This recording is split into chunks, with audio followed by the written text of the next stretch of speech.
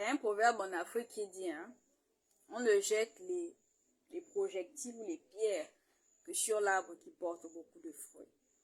Et là, Léonard, j'espère que vous portez bien ici votre apprenti teacher national pour ce récapitulatif ou ce requiem d'actualité, bien que nous soyons au début de semaine. Et un requiem se fait normalement en fin de semaine, mais j'ai décidé de faire ça en début de semaine. Alors, par rapport au même sujet là, sujet de la prétendue xénophobie des Gabonais, que je qualifie plutôt de montée de patriotisme, d'accord, qui fait couler beaucoup d'encre de salive, non pas seulement au Gabon, mais aussi à l'étranger. En ce moment-là, le Gabon est le sujet des discussions préférées de l'Afrique et même au-delà. Je suis suivi sur TikTok, sur YouTube, sur Facebook et sur les 3 plateformes là, même sur Instagram, mais sur les 3 plateformes là, sont les 3 plateformes principales. Le sujet là ne fait que parler. Il ne fait que faire couler de l'encre, couler de la salive. Et non pas seulement de la part des Gabonais, pas seulement de la part des pays ou des pays qui sont cités comme étant problématiques chez nous, mais même au-delà de nos frontières, au-delà des frontières de ce pays-là, le sujet du Gabon est devenu chose courante. On ne jette les projectiles que sur un arbre qui porte du fruit. Si on parle de vous, c'est parce que vous êtes important.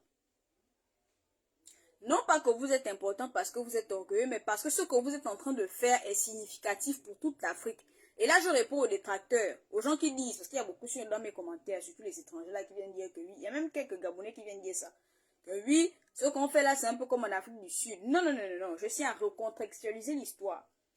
En Afrique du Sud, ils sont arrivés jusqu'à se battre avec les étrangers dans les rues pour les chasser par la force. Nous, on n'a pas encore employé la force. Jusqu'à présent, je ne fais que répéter que le Gabonais est l'être le plus pacifique de la terre. Jusqu'à présent, nous sommes très calmes. On n'a pas encore commencé à les chasser, hein. Nous sommes calmes et pacifiques. Moi-même là, avant de complètement prendre position pour les miens, j'étais très équilibré, hein. Et même à présent, on va dire que je suis toujours équilibré, mais ma balance penche plus maintenant du côté du Gabon parce que je me suis rendu compte qu'il y en a qui font exprès. D'accord? Il y a des étrangers qui font exprès de nous foutre la merde. Et quand on dit merde, c'est merde pour tout le monde. Donc, le comparatif avec l'Afrique du Sud n'existe pas. Nous, on n'est pas en train de se battre dans les rues. Il y en a qui circulent. Il y en a qui circulent là dans les rues. Ils circulent, ils font leur commerce. Est-ce qu'on les embête? Si ce n'est pas l'esclandre de Tata Bertie du côté de l'Ambané, là, les étrangers continuent de faire leur commerce si on ne les emmerde pas. Il y en a qui continuent de très bien vivre. D'accord? Donc, la comparaison avec l'Afrique du Sud n'a pas de sens. Ça, là, il faut déjà arrêter ça. Et ce que le Gabon fait là, c'est salutaire. Ce n'est pas salutaire seulement. Il faut arrêter de dire que c'est xénophobe. Ce n'est pas xénophobe, c'est patriotique. C'est salutaire pour l'Afrique. Beaucoup de gens viennent dans mes commentaires, que ce soit sur mes 3 plateformes, là, dire que non, ce qu'on fait là, c'est diviser l'Afrique, les colons, blablabla, blablabla. Non, on ne divise pas l'Afrique. En fait, en réalité, on est en train de rendre l'Afrique plus forte. Vous avez entendu parler de la concurrence productive. La concurrence productive, hein, c'est quand tu as un rival en face de toi. Quelqu'un qui te pousse à te dépasser, à dépasser tes limites. Quand tu es en face de cette personne-là, tu as envie de devenir plus forte qu'elle. Donc tu dois te dépasser, tu dois te muscler, tu dois te forger pour atteindre un niveau que tu n'avais pas au départ. C'est ça qu'on appelle la concurrence intelligente. C'est ça qu'on appelle la concurrence bâtisseuse. Ce qu'on est en train de faire, c'est la concurrence bâtisseuse. C'est la bonne concurrence. Parce qu'en renforçant notre politique et en grandissant notre économie, les autres prennent connaissance de notre technique, et ils vont l'appliquer chez eux, et l'Afrique deviendra plus forte. Vous pensez que si le Gabon dit aussi sa politique économique, elle se renforce, comment c'est le Gabon? Il se renforce. Le Sénégal fait pareil, le Maroc fait pareil, mais c'est l'économie de l'Afrique qui devient plus grande. Ceux qui ont fait économie, je pense c'est microéconomie, cours de licence 1, semestre 2. On nous parle de ces théories-là, où on dit que la somme des intérêts individuels conduit au bonheur collectif. Vous comprenez ça? Ça veut dire que si ce que nous on est en train de faire là, beaucoup d'autres s'en inspirent, et beaucoup ont déjà commencé à s'en inspirer, parce que l'affaire du Gabon là se parle même au-delà des frontières des pays voisins. Même les pays qui ne sont même pas concernés ont déjà entendu parler de l'affaire du Gabon là, et ils sont en train de s'en inspirer pour durcir leur propre politique. Donc, si cet effet là devient une boule de neige, si ça se transforme en effet boule de neige, c'est l'Afrique qui se relève.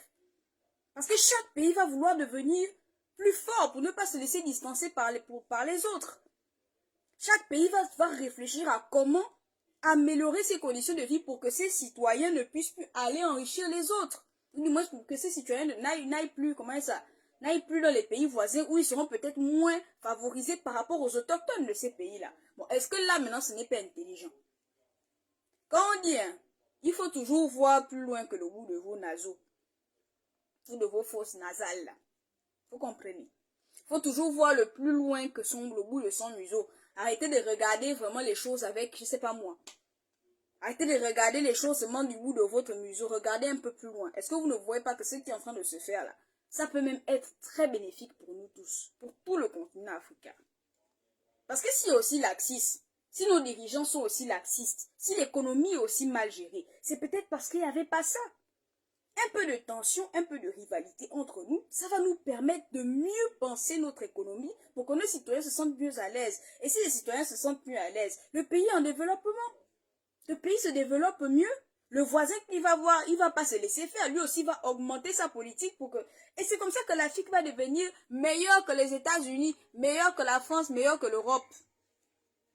Au lieu là de voir seulement les bagarres des réseaux sociaux, voyez un peu le côté positif que ça là peut nous apporter.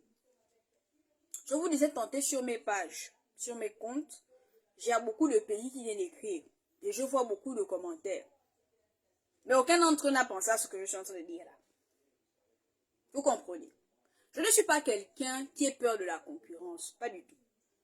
Ceux qui me côtoient dans la vraie vie, que ce soit sur le plan scolaire, sur le plan professionnel, je n'ai pas peur de la concurrence. Moi, j'aime la concurrence. Parce que quand il y a la concurrence, ça me permet de me dépasser. Et je ne suis pas le genre de personne qui, lorsqu'il y a la concurrence, je vais user de tactiques stupides pour désarçonner l'autre. Non, moi, je vais me muscler moi-même pour devenir plus fort que l'autre. Moi, ma concurrence, ce n'est pas de réduire l'autre, c'est de me grandir plus que l'autre. Et je pense que si on prend cette mentalité-là, c'est toute l'Afrique qui va gagner. Donc, arrêtez un peu de rester sur vos débats collés à la con sur les réseaux sociaux là. Oh, le Gabonais a dit ça. Oui, le Gabonais a dit ça, mais le Gabonais a dit ça dans son intérêt. Toi aussi, travaille maintenant dans l'intérêt de ton pays. Au lieu de s'envoyer... En fait, je ne sais pas pourquoi parfois j'ai l'impression que le cerveau des gens sont éteints. Les cerveaux des gens sont un peu éteints. Je ne sais pas pourquoi j'ai vraiment l'impression qu'il y a des gens, ils ont besoin qu'on leur allume les cerveaux. Comme ça, là. Comme l'interrupteur. J'espère que ce que je dis là, ça va un peu essayer d'allumer vos cerveaux pour que vous compreniez le bien fondé de tout ce qui se passe. Je ne fais que le dire depuis le début de cette transition-là. C'est important ce qui se passe pour nous. On a trop dormi sous le PDG. D'accord? Là maintenant on se réveille. Et les autres pays, en mode effet boule de neige, vont s'inspirer de ça. Et c'est l'Afrique qui deviendra plus grande. Donc non, nous ne sommes pas des xénophobes. Arrêtez de dire que c'est la xénophobie. C'est du patriotisme. C'est de l'équilibre. Parce que vous-même, vous êtes hypocrite. La plupart des pays là sont hypocrites. Beaucoup sont hypocrites. En fait, c'est que le Gabon, je vous dis, hein, pour bien connaître ton voisin, ton frère, ton ami, ton ennemi, observe-le en temps de... Comment dire ça? Observe-le en temps de guerre ou de mésentente. Tu vas voir son vrai visage. Observe ce qu'il fait en temps de mésentente. Observe son attitude. Tu vas savoir qui il est réellement. Quelle est vraiment la profondeur de son cœur, de ses sentiments envers toi. Vous comprenez un peu. Et à partir de là, maintenant, tu sauras qui il est. D'accord? Donc, ça ne sert à rien de... Moi, je pense que tout cela, ça nous permet aussi de bien voir. Hein. Je pense que ça nous permet aussi de bien voir et de mieux reconsidérer nos relations. Parce que oui, beaucoup la faisaient semblant. Beaucoup la faisaient semblant, ils souriaient, voilà. Il y en a qui ne se sont jamais cachés aussi, qui manquent de respect. Même dans les autres pays là. Parce qu'il y a beaucoup, je dis qu'il y a beaucoup de pays qui commentent sur les vidéos. Même dans les autres pays là. Au nom de la diplomatie, au nom des relations amicales avec l'étranger. Il y en a qui passaient beaucoup de comportements sous silence. Peut-être qu'il y a des Sénégalais chez eux qui grinçaient les dents par rapport au comportement d'autres pays, d'autres pays qui étaient chez eux installés. Peut-être qu'il y a des Maliens chez eux qui grinçaient les dents parce qu'il y en a qui, quand ils arrivent dans les pays des autres, ils n'arrivent pas à bien se comporter, à respecter les coutumes locales. Peut-être qu'ils grinçaient les dents. Ce qu'on est en train de faire là, l'appel au nationalisme, là, va un peu réveiller tout le monde. Que quand tu vas dans un pays qui n'est pas le tien, tu dois respecter les coutumes qui y sont et les populations qui y sont. Tu n'es pas chez toi. Même si tu épouses quelqu'un de la terre, tu n'es pas de la terre. C'est ton enfant peut-être qui sera de la terre, mais toi-même tu n'es pas. que ton cordon ombilical, je pense que c'est une règle aux États-Unis, hein, tant que ton cordon ombilical n'est pas enterré aux États-Unis, tu ne peux pas prétendre être président, même si tes deux parents sont américains. Vous comprenez ça? Je pense que ça, je l'ai appris en seconde ou en terminale, lors d'un cours. L'appartenance du sol. Elle prime surtout. Parce que quand ton cordon ombilical enterré quelque part, tu es attaché, enraciné à cette terre. Même si tu pars n'importe où, vous voyez là, c'est ce qu'on dit souvent que l'Afrique c'est le cimetière. Parce que beaucoup de gens n'ont pas compris cette histoire de l'appartenance du sol là. Même s'ils partent n'importe où dans le monde entier, ils reviennent toujours en Afrique se faire enterrer. Parce que c'est là que leur cordon ombilical est enterré. La terre appelle la terre. Tu es poussière, tu redeviendras poussière. Mais quand tu redeviens poussière là, tu as envie de retourner aux origines de ta poussière. La terre appelle la terre. Vous comprenez ça? Donc, ce que le Gabon est en train de faire, là, en fait, c'est une libération pour l'Afrique. Comme ça, même les autres pays qui grinçaient des dents, les citoyens qui étaient en train de grincer des dents dans leur pays parce que les étrangers venaient foutre la merde, là, maintenant, ils vont se lâcher. Et chacun va maintenant apprendre le respect dans le pays de l'autre.